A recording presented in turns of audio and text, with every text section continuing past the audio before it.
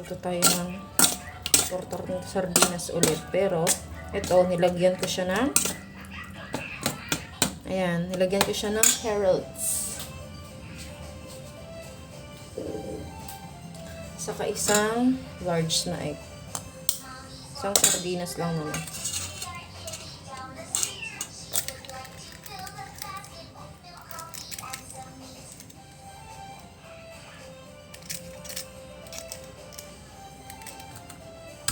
Ayan. Ayan. Tapos, ito isang onion. I-chop ko lang siya na maliliit.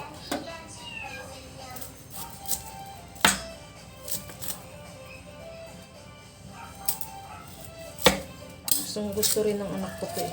Pinapapak niya lang.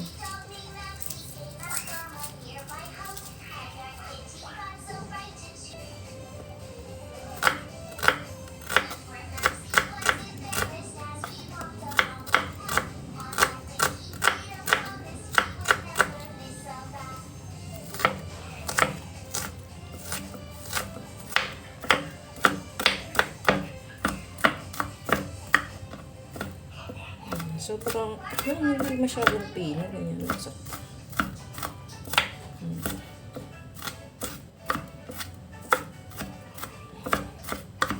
Ganyan lang. Tapos, ilalagay na sa,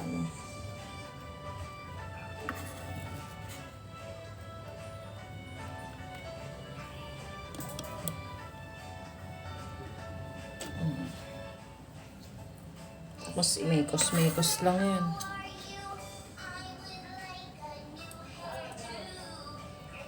Simpleng, ulam. Madaling lutuin. Simpleng ingredients. Pero, kahit simple lang yan. Lagyan ko ng pampalasa rin. Syempre, betchin ako. Si betchin ako. Pag nagluluto.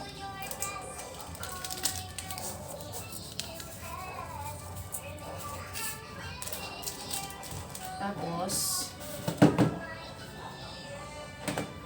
asin.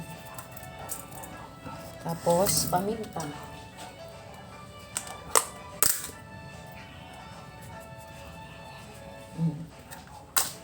Tapos, dapat di nawawala ang harina. Wait lang, kukuha ko. Ang harina, tansya-tansya na lang din. Kung gaano karami ang gusto mo ilagay. Importante yung lasa, hindi maiba. Maglalagay ako ng mga 3 kutsarang harina. Sinisir ko pa. Para tanggal yung. Meron kasi itong minsan buo-buo eh. Excuse me, sorry. Natching tuloy ako sa amoy ng harina.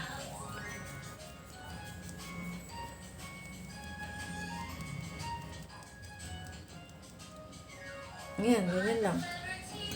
Tapos, mekos-mekos. Tapos, ipiprito na. Ganun lang. Dapat init mo na tong pan.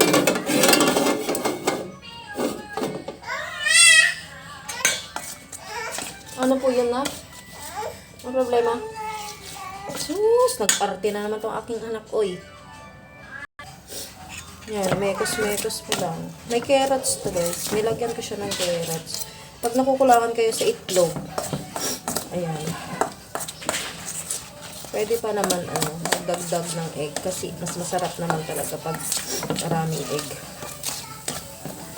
Ako, okay na siguro to.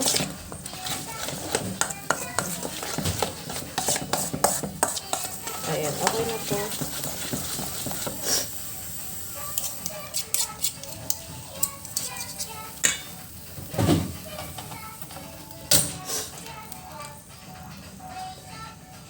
Kailangan ihalo na mabuti para yung lasa. Kung may spring onion kayo, kung mayroon din kayong celery, sarap din. Depende na sa panlasa nyo. Ako kasi may baby ako, kaya carrots lang nilagay ko. Pwede nyo rin lagyan to ng yung yung repolyo. Yan. Sarap. Kanya-kanyang rin naman yan. Diskarte. Basta yung lasa, hindi mabago. Baka papangit yung lasa. Ayan, magpiprito na tayo. Mainit na yung pan ko.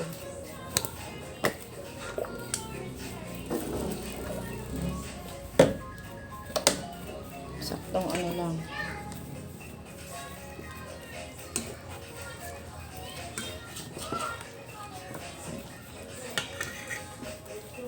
Pwede na natin iprito. Wala akong pangbilog na ano eh. Ayan, nagpiprito muna ako maliit minsan. Ay, diretso na, malaki, maliit. Bahala na kayo kung gaano kalalaki. Importante, maluto siya. Wala kasi ako mga gamit pa na ano.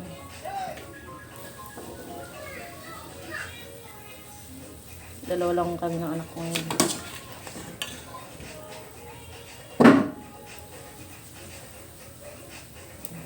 Low heat lang or medium heat para hindi masunog. Ganyan lang. Tayo nung maluto sa kamo, ibalik ko.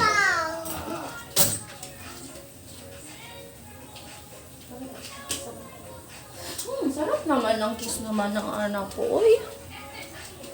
Medium ko siya.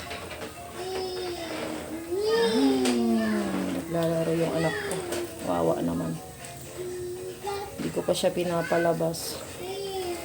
Kasi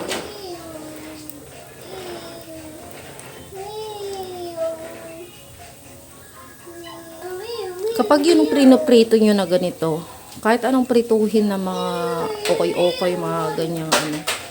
Pag nakita nyo na nagba-brown na yung gilid niyan, pwede nyo na yung ibaliktad.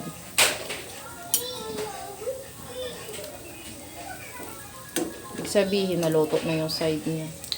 Pwede na dun sa kabila. O, diba? Na ano na. Overcook na. Pero okay lang yan.